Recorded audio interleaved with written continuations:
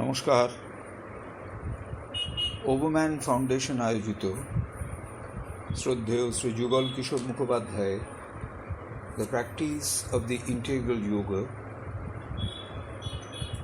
অর্থাৎ পূর্ণ যোগের সাধন পদ্ধতির এই বইটির পাঠ এবং আলোচনার যে অনুষ্ঠান, তাতে যারা সমবেত হয়েছেন তাদের সকলকে আন্তরিক স্বাগত এবং শুভেচ্ছা জানাচ্ছি। আমরা এই বইটি পাঠ করছি।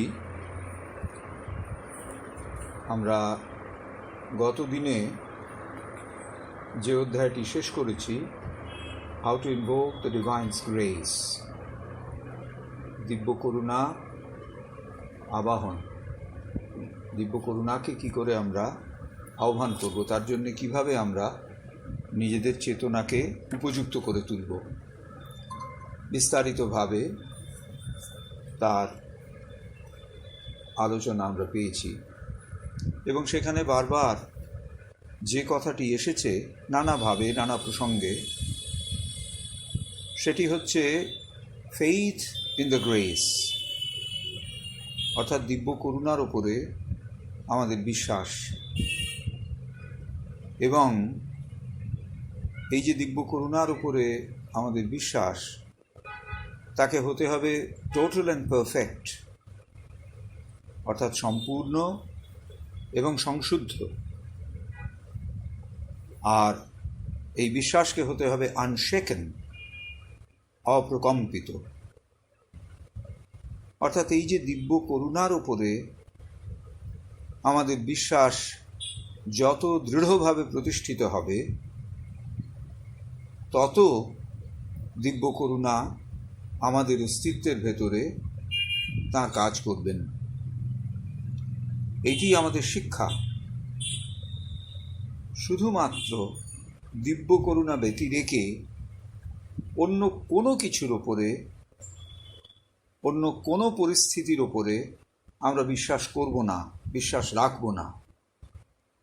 এই রকম একটা চেতনাগত স্থিতিতে যখন সাধক পৌঁছবেন, তখন দিব্য করুণার ক্রিয়া স্বতঃস্ফূর্তভাবে তাঁর চেতনার ভেতরে চলতে থাকবে বা শুরু হবে।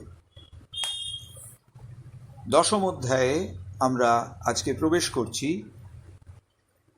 এটি হচ্ছে personal effort and the divine grace. অত্যন্ত গুরুত্বপূর্ণ বিষয় যে ব্যক্তিগত প্রয়াস এবং দিব্য করুণা। আমাদের ভেতরে যে বিষয়টি বারবার, যে প্রসঙ্গ বা যে দ্বন্দ্ব, যে সংশয় বারবারই আসে, সেটি হচ্ছে যে এই যে দিব্য করুণা, ইনি যদি সমস্ত কাজ করিয়ে নেন আমাকে দিয়ে, তাহলে ব্যক্তিগত প্রয়াসের তো প্রয়োজন নেই।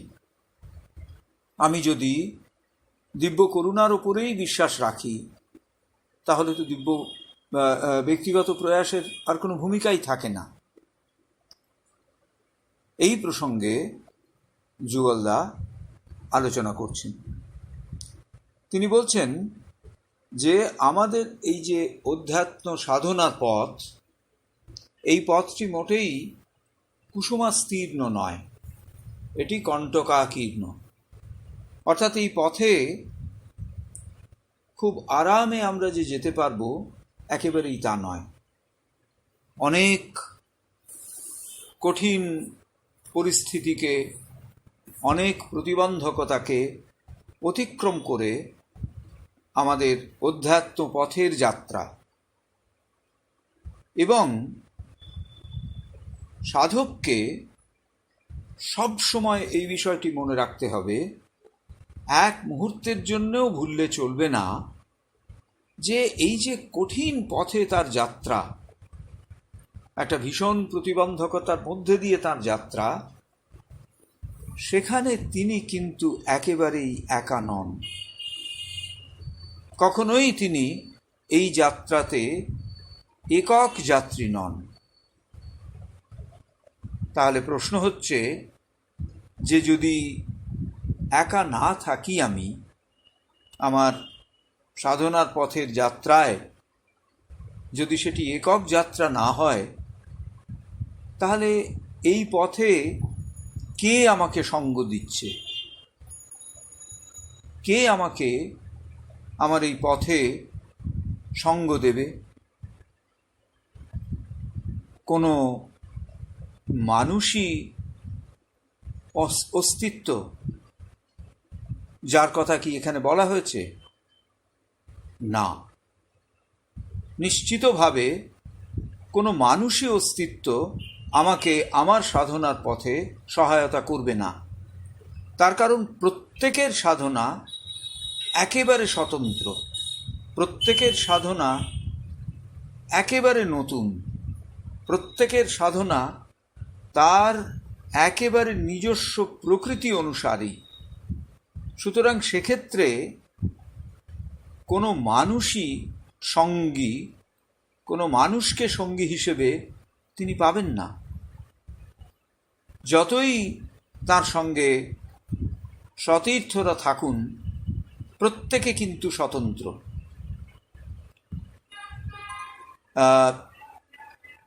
এই দৃষ্টিকোণ থেকে আমরা যখন দেখি, তখন সাধককে একেবারে নির্মমভাবে তার সমস্ত রকম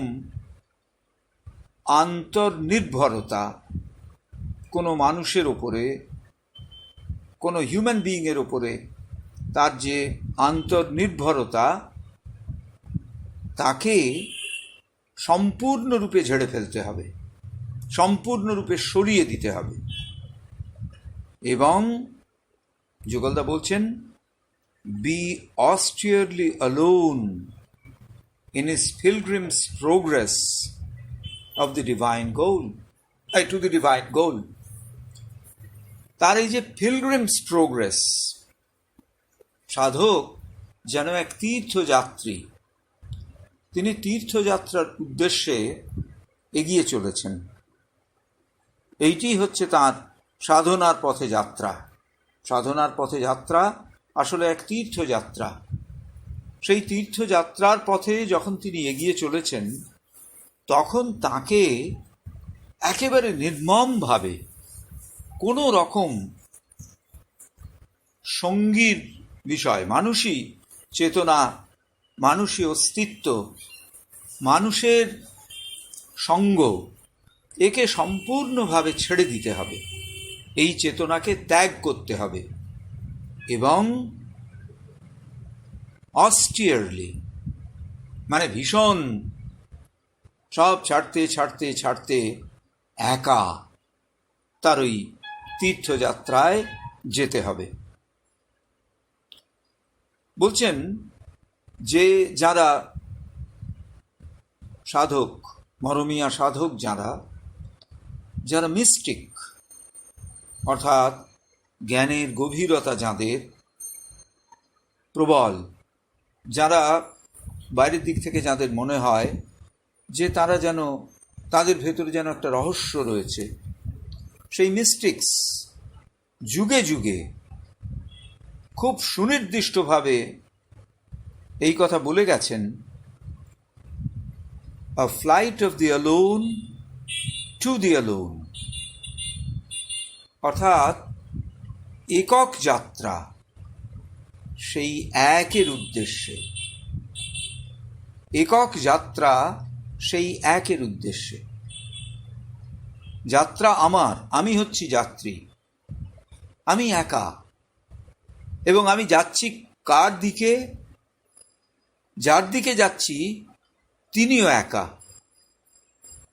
তো যখন বুদ্ধদেব তাঁর একেবারে খুব প্রিয় শিষ্য আনন্দকে যখন বুদ্ধদেব উপদেশ দিচ্ছেন, তাকে বলছেন, আনন্দ বুদ্ধদেবকে বলছেন যে তুমি যখন চলে যাবে, তখন আমি তো একেবারে অসহায় হয়ে পড়ব, কারণ তোমার অনুপস্থিতিতে কে আমাকে এই সাধনার কঠিন পথে অগ্রগামিতায় সহায়তা করবে? আমি একেবারে হেল্পলেস হয়ে পড়ব যখন তুমি চলে যাবে। তোমার ফিজিক্যাল অ্যাবসেন্স এ তো আমি সহ্য করতে পারবো না। এর ভেতর দিয়ে আমার তো সাধনাই আর এগোবে না তাহলে। তখন বুদ্ধদেব আনন্দকে সেই বিখ্যাত উপদেশ প্রদান করছেন, আনন্দ আত্মদীপো ভাবা, অর্থাৎ আত্মদীপ, be a light unto thyself, অর্থাৎ নিজেই নিজের আলোক হয়ে যাও। আলোক কি করে?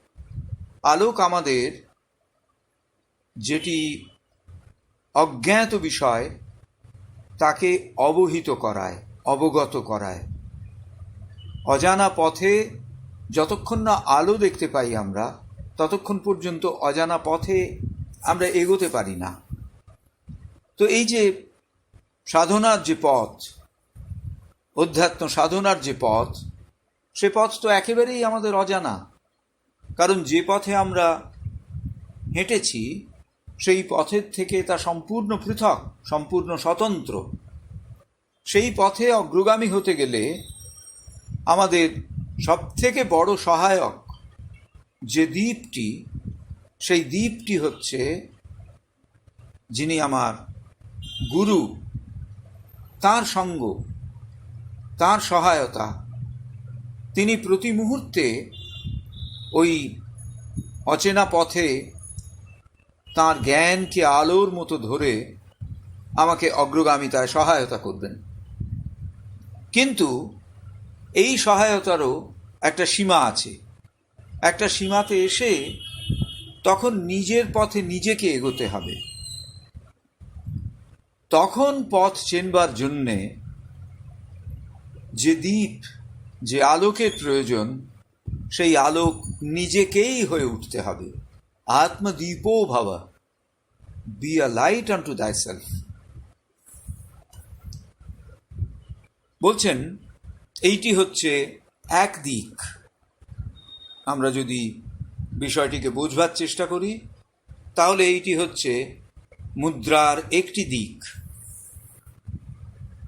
বলছেন আরেকটি দিক আছে। বলছেন the other side is that we are really never alone on the path. অন্য দিকটি হলো সত্যি সত্যিই কিন্তু আমরা কখনোই এই আমাদের অধ্যাত্ম পথের যাত্রায় একা নই। এবং এই যে কথাটি উচ্চারিত হলো যে আমরা অধ্যাত্ম পথের যাত্রায় একা নই, এটি হচ্ছে এই অধ্যাত্ম সত্যের গভীরতম দিক। অর্থাৎ এই অধ্যাত্ম সত্যের গভীরতম স্তরে যখন আমরা পৌঁছই, সেই সত্য চেতনাতেই এটি পরিস্ফুট হয় যে আমরা কখনোই একা নই। কেন? বলছেন ভগবানের দিব্যের যে দৃষ্টি, সেইটি সাধকের ওপরে সব সময় রয়েছে। একেবারে নির্দিষ্টভাবে ভগবানের দৃষ্টি সাধকের ওপরে সব সময় রয়েছে। বলছেন the mother consciousness is always accompanying him at every step of his advancement. সাধকের প্রতি পদক্ষেপের অধ্যাত্ম চেতনাগত অগ্রগামিতায় মাতৃচেতনা, the mother consciousness, সর্বত্র তার সঙ্গে রয়েছে। শুধু তাই নয়, বস্তুত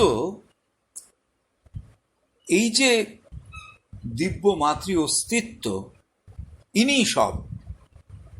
whatever we see, whatever we feel, whatever we consider to have come across in our life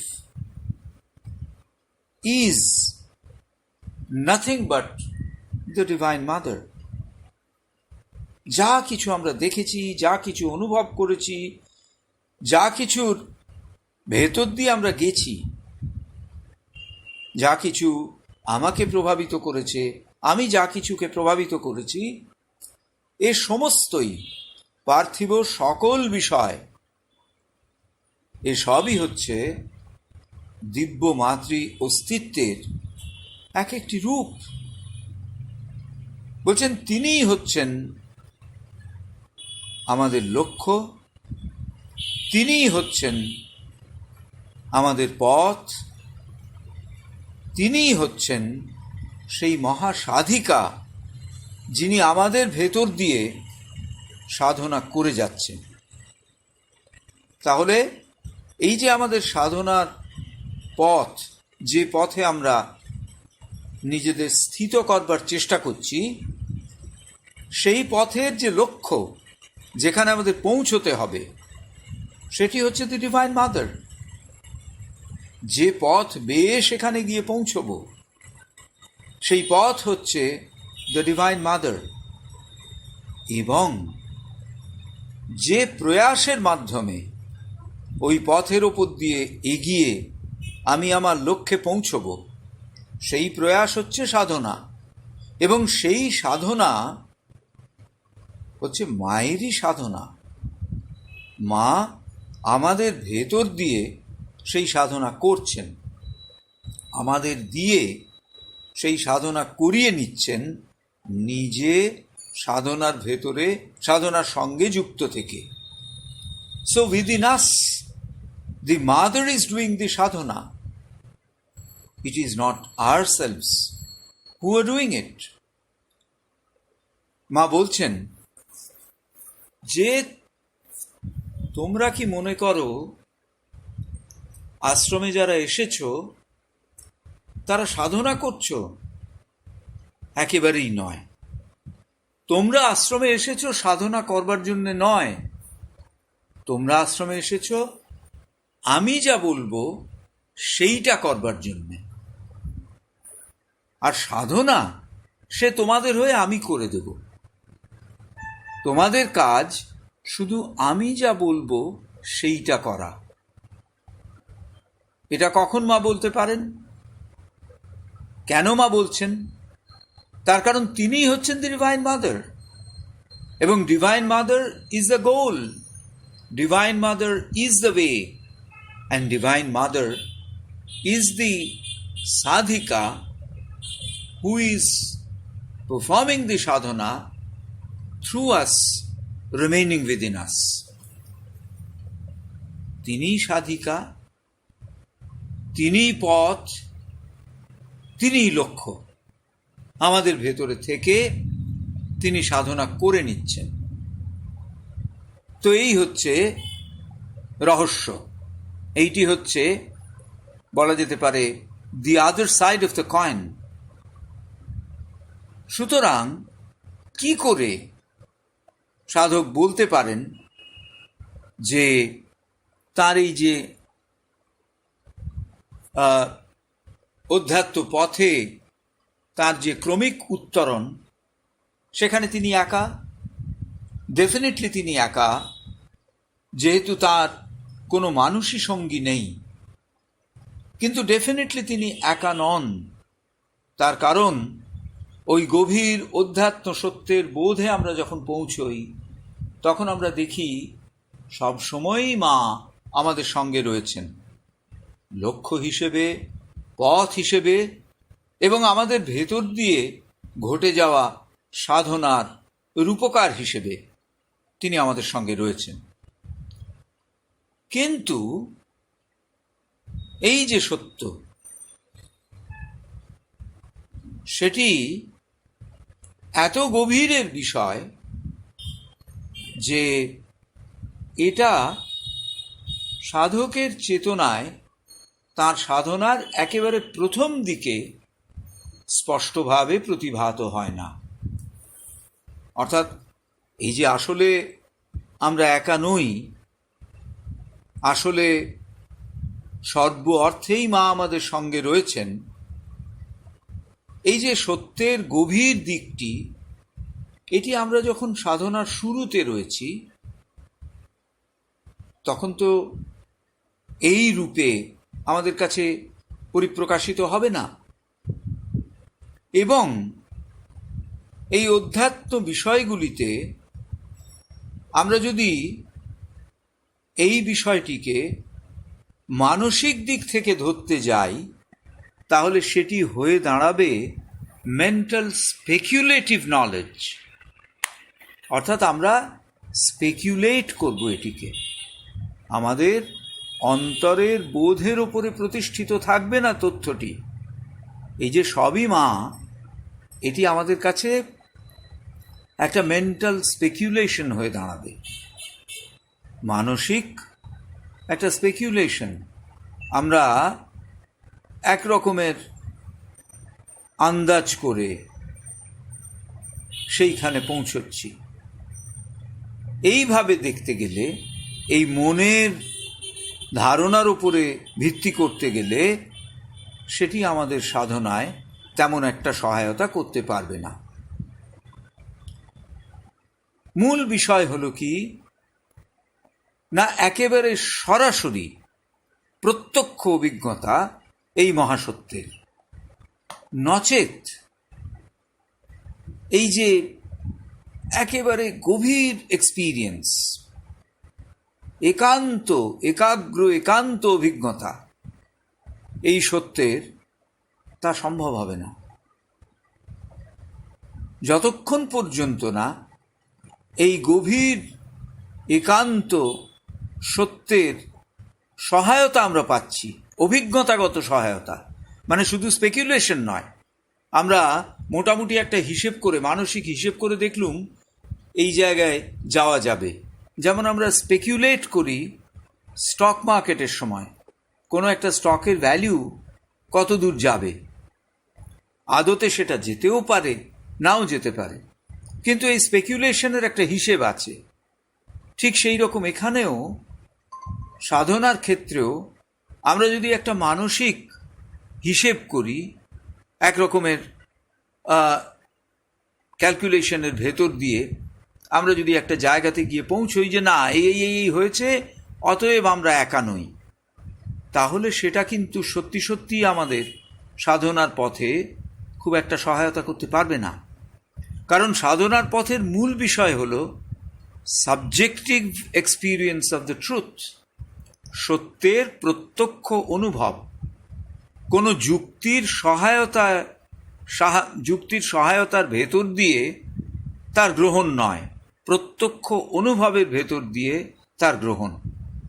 নচেত যদি সেই ইন্টিমেট এক্সপিরিয়েন্স না থাকে, তাকে সহায়তা করবার ইন্টিমেট এক্সপিরিয়েন্স মানে একেবারে ঘনিষ্ঠতম অভিজ্ঞতা না থাকে, তাহলে কিন্তু হবে না। যদি একজন সাধক তার প্রত্যেক দিনের যে ভঙ্গি, যে কন্ডাক্ট,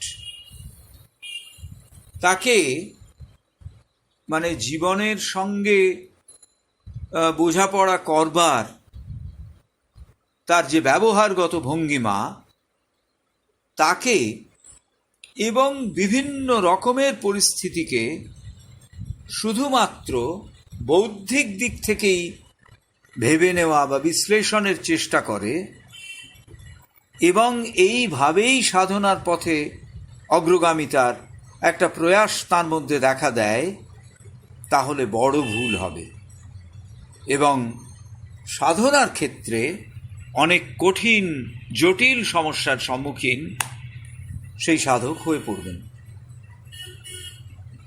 এটা প্রায় এক অবধারিত সত্য যে যতক্ষণ একজন সাধক একেবারে কংক্রিট রিয়েলাইজেশন, অর্থাৎ একদম পাথুরে অনুভব, কংক্রিট রিয়েলাইজেশন মানে যাকে একেবারে নির্দিষ্টভাবে স্পর্শ করা যায়, এরকম অনুভব কি তা? That there is none else in the universe than the divine. ভগবান ছাড়া অন্য কেউ এই মহা সৃষ্টির মধ্যে নেই। There is none else in the universe than the divine. ভগবান ছাড়া অন্য কেউ নেই। এই উপলব্ধি যদি একেবারে দৃঢ় হয় এবং এটি যদি তার মধ্যে আমরা যাকে বলি ত্রিমাত্রিক অস্তিত্ব নিয়ে তার ভেতরে আসে,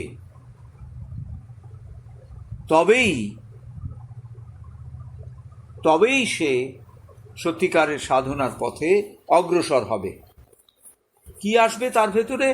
না, ভগবান ছাড়া এই মহাবিশ্বে আর কিচ্ছু নেই। এবং যতক্ষণ পর্যন্ত সেই বোধ তার ভেতরে না আসবে, যতক্ষণ পর্যন্ত সাধক এই যে সেপারেটিভিটি অর্থাৎ পৃথক করা, এটা এটা এটা এটা এইসব আলাদা আলাদা বিষয়, তাদের ভেতরকার সম্পর্ক, যেভাবে আমরা পৃথিবীকে দেখি আমার সঙ্গে সম্পর্কিত অজস্র বিষয় হিসেবে, তাই না? আমরা যখন বলি যে এটা দিনের আলো, এটা রাতের অন্ধকার, কখন এটা আমরা বুঝি? প্রাথমিকভাবে এই বোধের ভিত্তিতে রয়েছে একটা সেপারেটিভিটি, অর্থাৎ একটা পারক্যবোধ, পার্থক্যের বোধ। আলো এবং আমি আলাদা, অন্ধকার এবং আমি আলাদা, আলোকিত হয়ে ওঠার ফলে যাকে দেখলুম সেগুলো এবং আমি আলাদা। এই যে সেপারেটিভিটি যদি আমরা সত্যের গভীরে নেমে দেখি, তাহলে দেখবি সেপারেটিভিটি ইজ এ ডেলিউশন, অর্থাৎ এটা সত্য নয়, এটা আমাদের পথভ্রষ্ট করছে।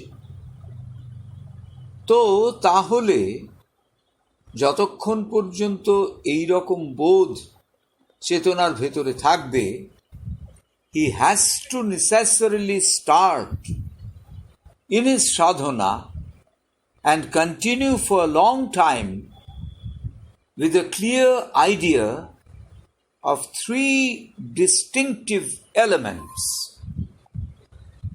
এই যে পার্থক্যের বোধ, পারক্য বোধ, যতক্ষণ এইটি থাকবে, যতক্ষণ none else in the universe than the divine এই চেতনাতে স্থিত হওয়া যাবে, ততক্ষণ পর্যন্ত আমরা যদি বাইরের জগৎটাকে দেখি, তাহলে খুব পরিষ্কার তিনটি উপাদান আমরা দেখতে পাব।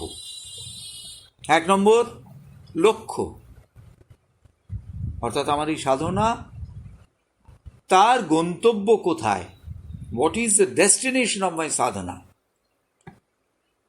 কে সেই বিষয় যার দিকে আমার সমস্ত অধ্যাত্ম প্রয়াস যার দিকে চলেছে, এবং কার সঙ্গে আমি মিলিত হবার জন্যে এই অধ্যাত্ম পথে অগ্রসর হয়েছি? এই তিনটি প্রশ্নের কি উত্তর? প্রথম হচ্ছে আমার সাধনার গন্তব্যকে, দ্বিতীয় হচ্ছে যে আমার এই যে অধ্যাত্ম প্রয়াস এর লক্ষ্যকে, এবং তৃতীয় হচ্ছে কার সঙ্গে আমি একত্ব চাইছি। এই তিনটি প্রশ্নের একটি উত্তর, সেটি হচ্ছে the divine. What is the destiny of my Sadhana? Divine is the destiny of my Sadhana. Divine is the object of all my spiritual effort, and divine is with whom, it is divine with whom I am seeking union. তো তাহলে ভগবান রয়েছেন কেন্দ্রে, ভগবান আমাদের এই সাধনার গন্তব্যস্থল, ভগবান আমাদের এই দিব্য প্রয়াসের উদ্দেশ্য, এবং ভগবানের সঙ্গে আমরা মিলিত হতে চাইছি, এই আমাদের সাধনা। তাহলে এটা হলো প্রথম প্রশ্ন, সেটা কি? দ্য গোল, লক্ষ্য বা উদ্দেশ্য। সেকেন্ডলি, দি এজেন্ট, অর্থাৎ মাধ্যম। কে সাধনা করছেন, কার মাধ্যমে সাধনাটি হচ্ছে, কে চাইছেন দিব্য মিলন, কে সাধনা করছেন আর কে ভগবানের সঙ্গে মিলিত হতে চাইছেন? কি উত্তর? না, সাধক। তাহলে প্রথমে হচ্ছে ভগবান, দ্বিতীয় হলেন সাধক, তৃতীয় বাকি রইল কি? ভগবান। বোঝা গেল আমাদের লক্ষ্য, আমাদের উদ্দেশ্য, আমাদের অধ্যাত্ম প্রয়াসের গন্তব্য, এবং যার সঙ্গে আমরা মিলিত হতে চাইছি। আর কার মাধ্যমে এটি চলছে, এই সাধনা কার মাধ্যমে চলছে, কে সাধনা করছেন? আমি, সাধক। এটা গেল দ্বিতীয় ফ্যাক্টর। তৃতীয়, আমরা ছাড়া আর কে রয়েছে? এই পৃথিবী রয়েছে, ভগবান এবং আমি। এছাড়া কি রয়েছে? ওয়ার্ল্ড অর নেচার, পৃথিবী ওর মহাপ্রকৃতি। অর্থাৎ আমি এবং ভগবান, এছাড়া প্রকৃতি রয়েছে। তো এই যে বোধটি, এই যে প্রকৃতির বোধ, সেটা আমার পার্সোনাল সেলফের থেকে, আমার একান্ত ব্যক্তিগত সত্তার থেকে আলাদা। এসব কিছুকে নন আই বলে আমরা লেভেল করতে পারি, যতক্ষণ আমরা এগুলিকে একটা অজ্ঞানতার দৃষ্টিকোণ থেকে দেখছি। এখন ভগবান, সাধক এবং মহাপ্রকৃতি, এরা যদি এবার সাধক একটু গভীরভাবে দেখার চেষ্টা করেন, তাহলে দেখবেন এই তিনটি বিষয় আমরা এলুম তো। ভগবান, সাধক এবং প্রকৃতি যদি একটু গভীরভাবে দেখার চেষ্টা করা যায়, এরা যেন তিনটি নদীর মতো, বা নদীর তিনটে ভাগের মতো।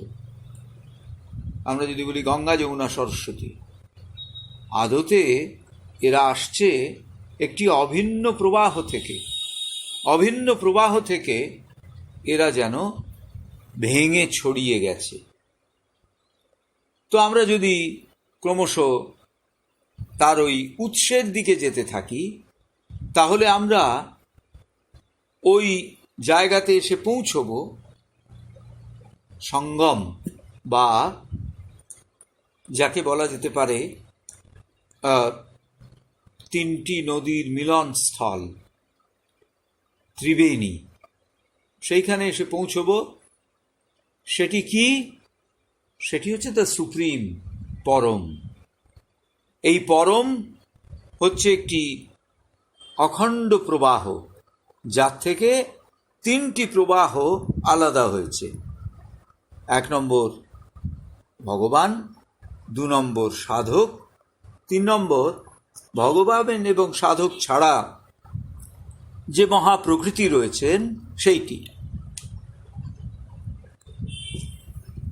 বলছেন পরবর্তীকালে যখন সাধনা আরও খানিকটা অগ্রগামী হবে, এবং যখন সাধকের মানসিক ধারণাগুলো সরে গিয়ে সে জায়গায় প্রত্যক্ষ অধ্যাত্ম উপলব্ধি প্রতিষ্ঠিত হবে, তখন তিনি তার বোধে, সাধক তার বোধে খুব কংক্রিটলি, মানে একেবারে দৃঢ়ভাবে এমনটা গৃহীত হচ্ছে বলে বুঝতে পারবেন যে একমাত্র অভিনব যে বাস্তবতা যা এই পৃথিবীতে ক্রিয়াশীল, বলছেন one unique reality functioning in the world,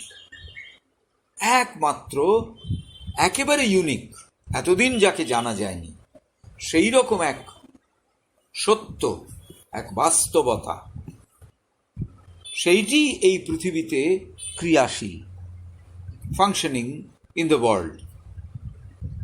এবং এই যে তিনটে আলাদা আলাদা উপাদান, আমাদের বিশ্লেষণে আমরা যে তিনটে আলাদা আলাদা উপাদানকে পেয়েছি, এরা একেবারেই বিচ্ছিন্ন নয়। এরা কিরকম? তিনের মধ্যে এক বা একের মধ্যে তিন। শ্রী অরবিন্দের থটস অ্যান্ড অ্যাফোরিজমস নিয়ে যখন মা কমেন্টারি করেছেন, তখন এক জায়গায় তিনি বলছেন, then you feel everywhere, everywhere, everywhere, inside, outside, everywhere, everywhere. Him, nothing but him, him, his vibration.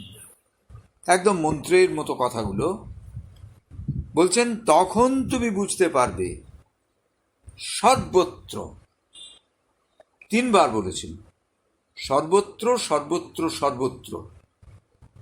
কিরকম সর্বত্র? ভেতরে, বাইরে, সব জায়গায় তিনি, শুধুমাত্র তিনি এবং তাঁর স্পন্দন। ভগবান, শুধুমাত্র ভগবান এবং ভাগবত স্পন্দন, এছাড়া আর কিচ্ছু নেই। এইটি, এই যে একেবারে মন্ত্রের মতো উচ্চারণ, এইটি প্রত্যক্ষ অনুভবে আসবে। দেন ইউ উইল ফিল, দেন দি সাধক উইল ফিল সর্বত্র, ভেতরে বাইরে তাঁকে দেখা যাবে, তাঁকে ছাড়া আর কোনো কিছুকে নয়, তিনি এবং তাঁর স্পন্দন। শ্রী অরবিন্দের যখন জেলের ভেতরে এই দর্শনটি হয়েছিল, everywhere, everywhere, everywhere, inside, outside, everywhere, everywhere. নিম গাছ, তাকেও তিনি ভগবান হিসেবে দেখছেন। করাত, তাকেও তিনি দেখছেন।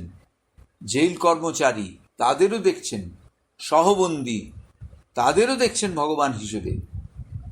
জাজ বা গভর্নমেন্ট কাউন্সিলর, যত আসামি, সবাইকে তিনি ভগবান হিসেবে দেখছেন। তো তাই বলছেন যে যখন সাধনা খানিকটা অগ্রসর হবে, later on when the sadhana will become mature and the sadhak's mental ideas give place to direct spiritual realization, দুটি একসঙ্গেই ঘটবে। যেই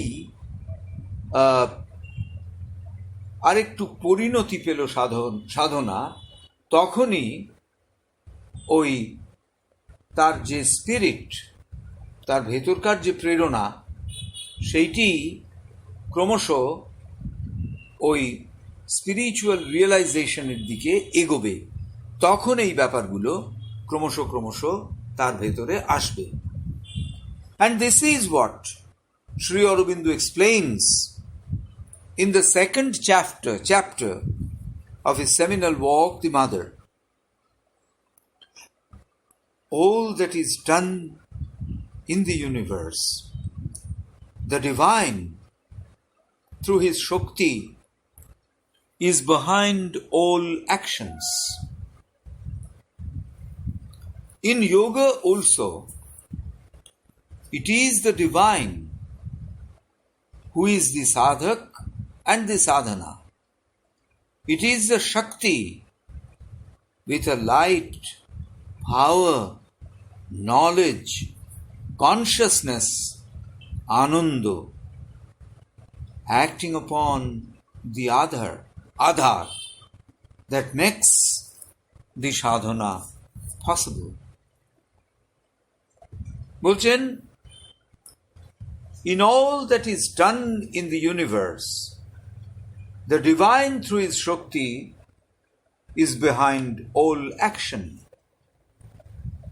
বলছেন, যা কিছু এই পৃথিবীতে করা হয়, সমস্ত কাজের অন্তরালে ভগবান আছেন তাঁর শক্তিকে আশ্রয় করে। যা কিছু করা হোক না কেন, ভগবান রয়েছেন তার অন্তরালে তাঁর শক্তিকে আশ্রয় করে।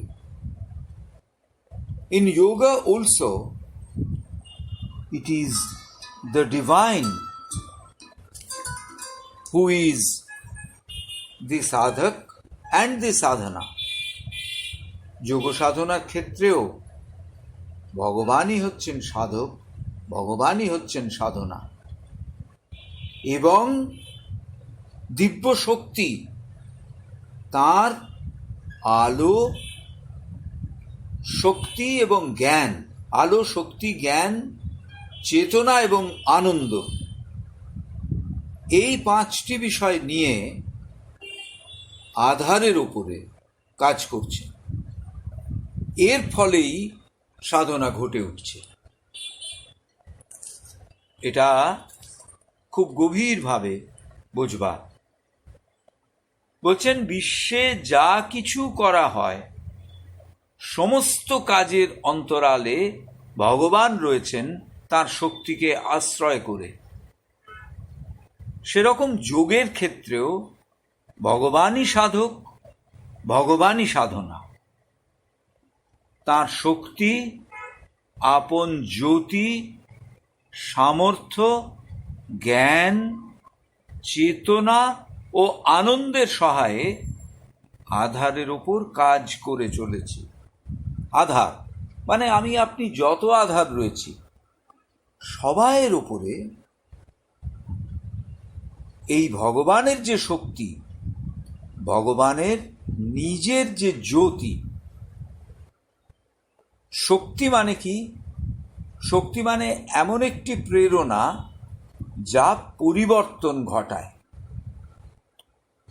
শক্তি এমন একটি প্রেরণা যা পরিবর্তন ঘটায়। আর তারপরে বলছেন লাইট, জ্যোতি। জ্যোতি কি না? জ্যোতি হচ্ছে এমন একটি চেতনাগত বৈশিষ্ট্য যার ফলে অজানা, এতদিনকার অজানা বিষয়গুলো জানা হতে শুরু করেছে। যেমন একটা জায়গা অন্ধকার থাকলে তার মধ্যে কি আছে আমরা বুঝি না, যখন আলো পড়ে সেখানে তখন আমরা বুঝতে পারি তার ভেতরে কি আছে। যারা সমুদ্রের গভীরে তলদেশে নেমেছেন, সেখানে কি আছে দেখবার জন্যে তখন তাদের মাথায় আলো পড়ে যেতে হয়। কেন আলো নিয়ে নামতে হয়? তার কারণ জলের এত নিচে, এত গভীর জল যে তার ভেতরে এতটুকু সূর্যালোক প্রবেশ করে না। সুতরাং সেই অন্ধকারে যখন তারা তাদের কপালে লাগানো আলো নিয়ে নামেন, তখন ভেতরে অনেক কিছু দেখতে পাওয়া যায় যা খালি চোখে দেখা যায়নি। তো ভগবানের এই জ্যোতি, তা আমাদের এই সাধনার পথে যা কিছু এখনো আমাদের কাছে স্পষ্ট নয় তাকে স্পষ্ট করে তুলবে। তাহলে প্রথম হচ্ছে তার শক্তি, দ্বিতীয় হচ্ছে তার জ্যোতি বা লাইট, তৃতীয় হচ্ছে তার সামর্থ্য।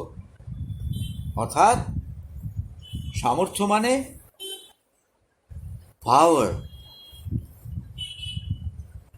এই যে সামর্থ্য বা পাওয়ার, সেইটি কি করছে না,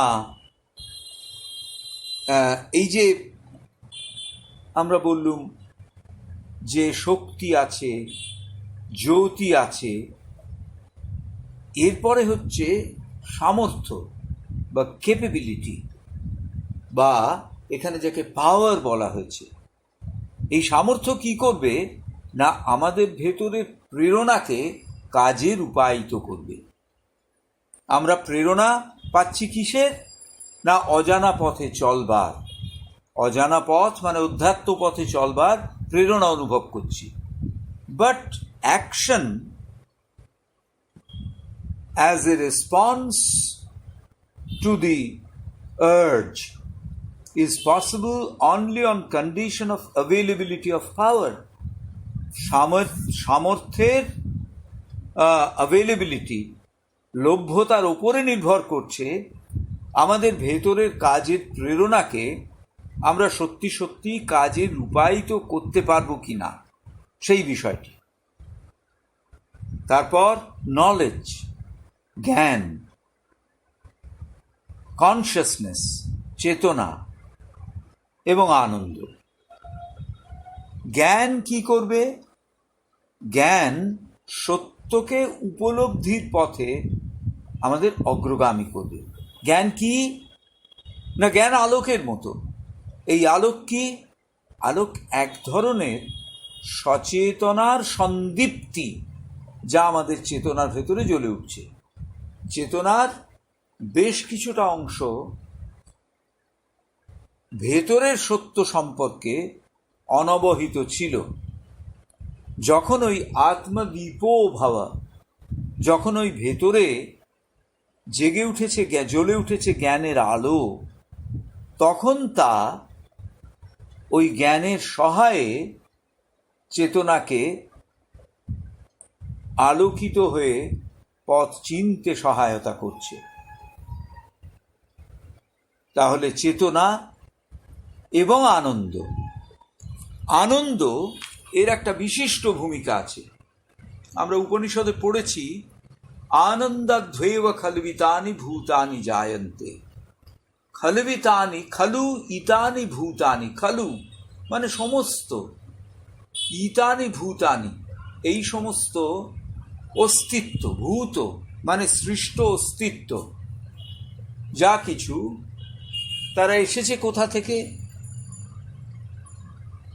তারা এসেছে আনন্দ থেকে।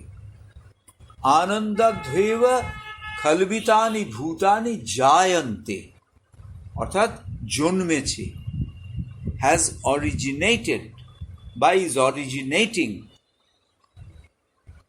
কিসে না, আনন্দের আবহে। কেন না, সৃষ্টির ভেতরে আনন্দ রয়েছে। সৃষ্টির মধ্যে আনন্দ কেন আছে?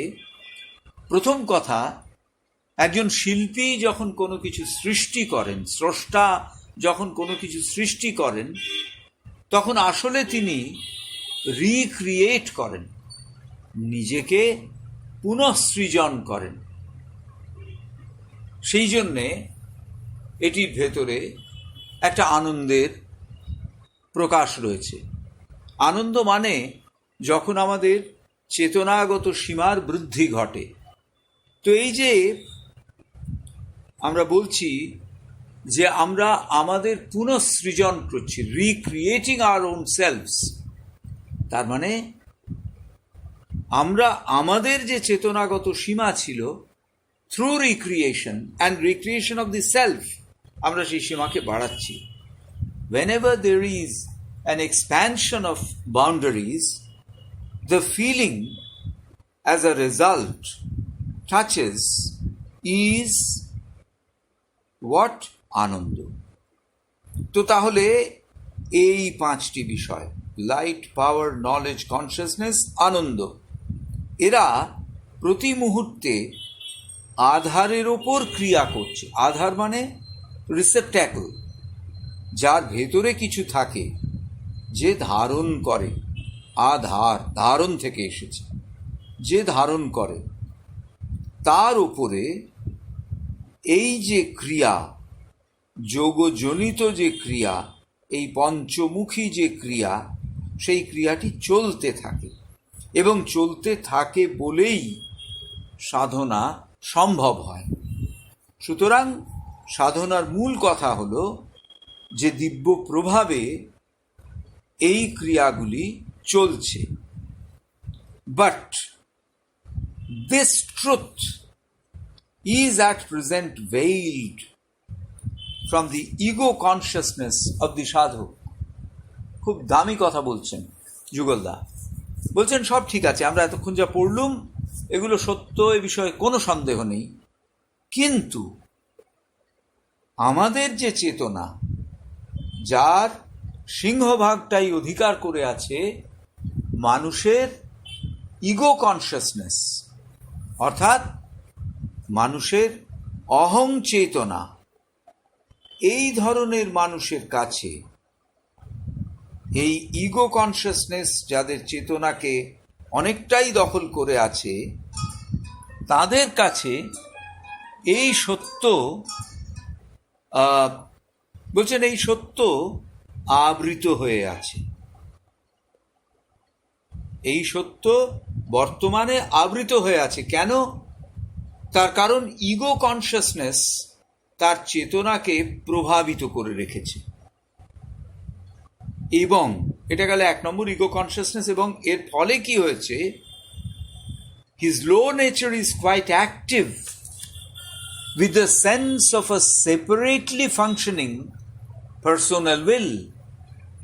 একদিকে যেমন, দুটি দিক, একদিকে যেমন অহংবোধ চেতনাকে পরিব্যাপ্ত করে রেখেছে, আর একদিকে খানিকটা এর ফলে এবং খানিকটা নিম্ন প্রকৃতির ভীষণ রকম ক্রিয়াশীল থাকার জন্যে সব সময় মানুষের ভেতরে একটা সেপারেটলি ফাংশনিং পার্সোনাল উইল চলতে থাকে, স্বতন্ত্রভাবে ক্রিয়াশীল ব্যক্তি ইচ্ছা এটি চলতে থাকে।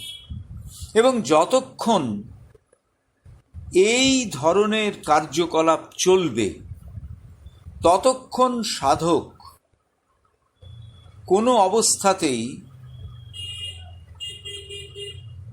shirk his responsibility and pretend to leave everything, including his sadhana, to the care of the divine Shakti, for he should not fallaciously argue, is not this Shakti the sole agent of the world? দেখুন, এখানে খুব গভীরভাবে অনুধাবনের কথা। যে সাধকের চেতনা এখনো অহংবোধের দ্বারা ভালোভাবে প্রভাবিত এবং যে সাধকের নিম্ন সত্তা যথেষ্ট রকম ক্রিয়াশীল,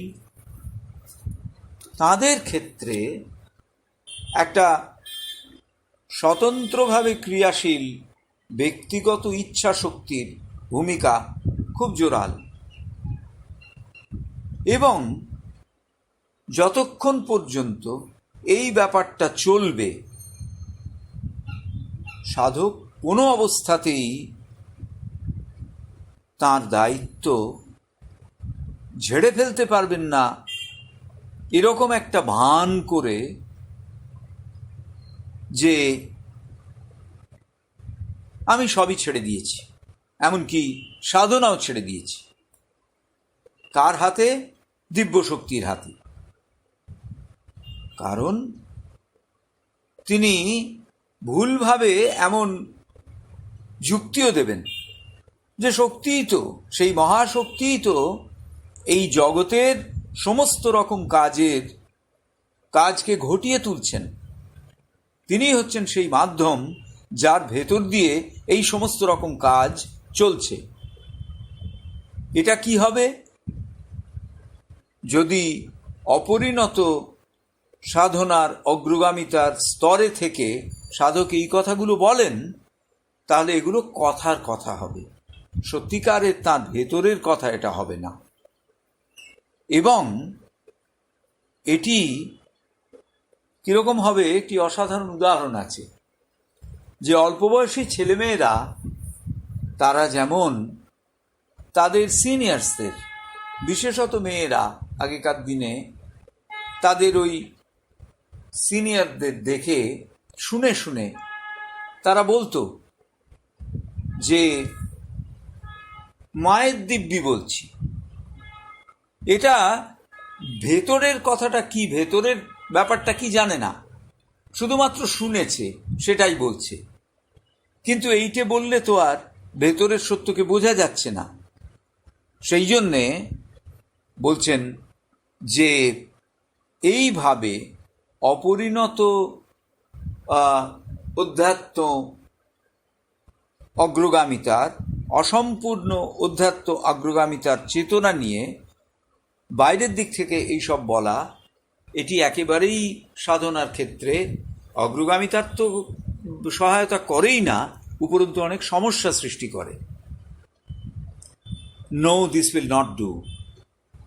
For this will be the case of a serious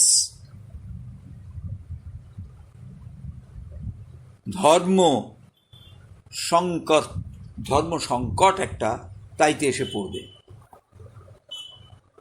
একটা ভীষণ রকমের ধর্ম সংকটে সাধককে নিয়ে গিয়ে ফেলবে। এখানে একটা ভীষণ রকম কনফিউশন তৈরি হবে, একটা ভীষণ রকম দ্বন্দ্ব তৈরি হবে। এবং এই যে ধর্ম সংকটের ভেতরে সাধক এসে পড়লেন, এর ফলে তার অগ্রগামিতার ক্ষেত্রে অনেক প্রতিবন্ধক তৈরি হয়ে যাবে। তো সেই কারণে আমাদের সচেতন থাকতে হবে যে আমরা যেন যতক্ষণ পর্যন্ত না আমাদের অধ্যাত্ম অভিজ্ঞতা অন্তরে প্রতিষ্ঠিত হয়, ততক্ষণ পর্যন্ত আমরা বাইরের দিক থেকে ওইভাবে সাধনাকে অ্যাপ্রোচ করব না। আজকে আমরা এখানেই শেষ করছি। এর পরের অংশ থেকে আমরা পাঠ শুরু করব। যারা আমাদের সঙ্গে ছিলেন তাদের সকলকে আন্তরিক কৃতজ্ঞতা এবং ধন্যবাদ জানাচ্ছি। আগামী শনিবার আমরা, যেহেতু একেবারে পুজোর পরপরই পড়ছে, সেই জন্য আগামী শনিবার আমাদের এই অনুষ্ঠানটি হবে না। তারপরের শনিবার থেকে আবার প্রতি শনিবার সন্ধ্যে 7টায় অনুষ্ঠানটি চলবে। সকলকে আন্তরিক ধন্যবাদ এবং নমস্কার জানাচ্ছি।